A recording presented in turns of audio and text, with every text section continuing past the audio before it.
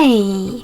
In front of me is HTC Desire 22 Pro, and today I would like to show you how you can manage location of this device. Begin by accessing Tab menu. Over here you need to look for location shortcut, and when you find it, click on it. As you can see, location of my smartphone is now off. In order to turn it back on, click on the same shortcut one more time. If you wish to, you can go into settings instead, scroll down and tap on location section over here. Then manage location of your smartphone by clicking on this switcher next to use location feature.